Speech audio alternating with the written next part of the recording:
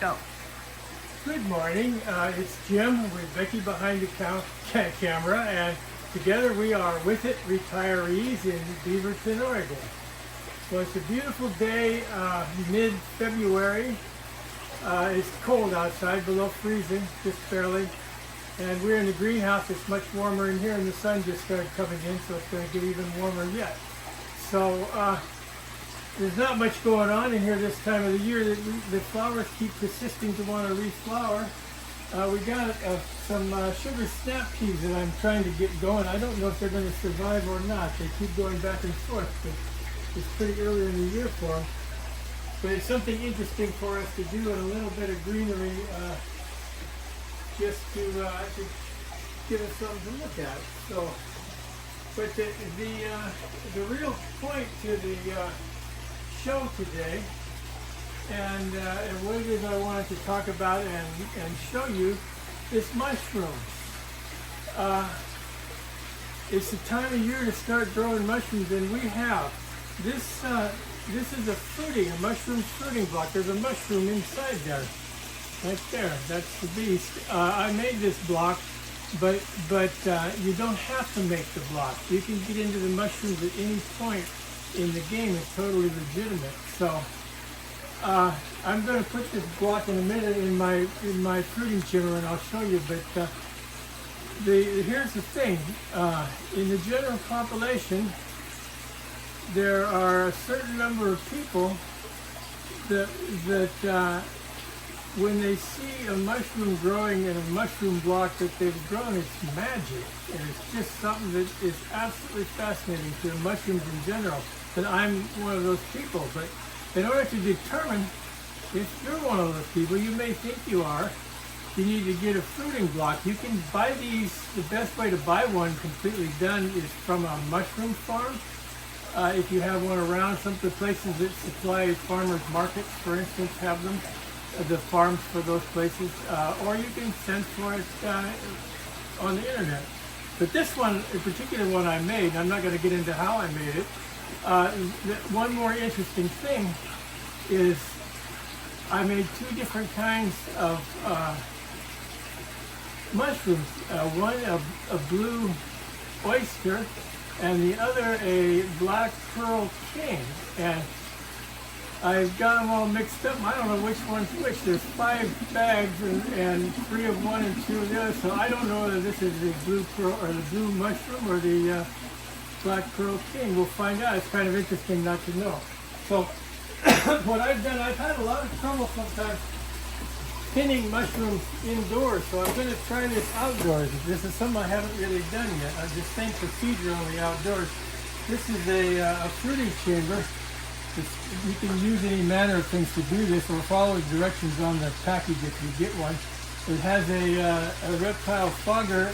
If this temperature here goes down to 80 degrees, then this is humidity. If the humidity goes down to 80, I don't know if it'll do it for us right now, the fog will come on and it'll come back up. It works really good out here because it doesn't come on very often.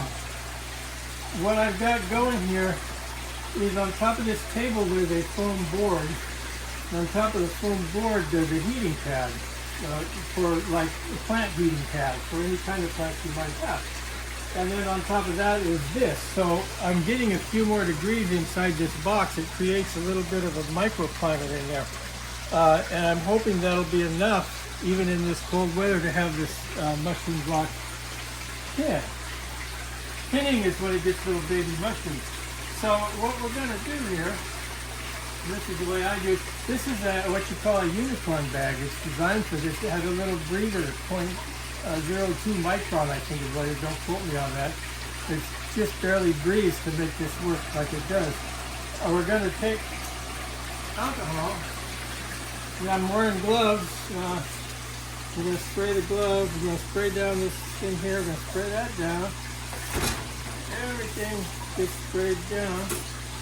Including these scissors. And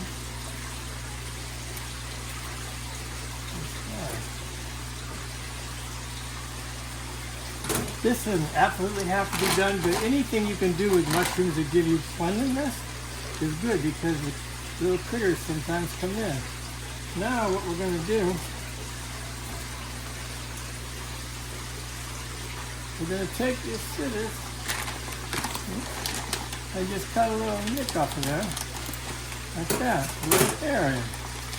Now folding it with this on the inside, we're going to bring this down and fold it tight. I'm going to grab one of these rubber bands. This is hard to do with clothes on. Like so. About there.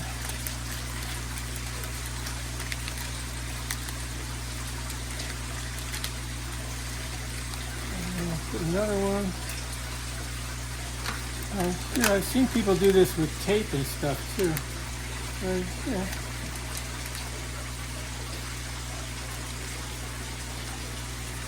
So what we've got here is a little spot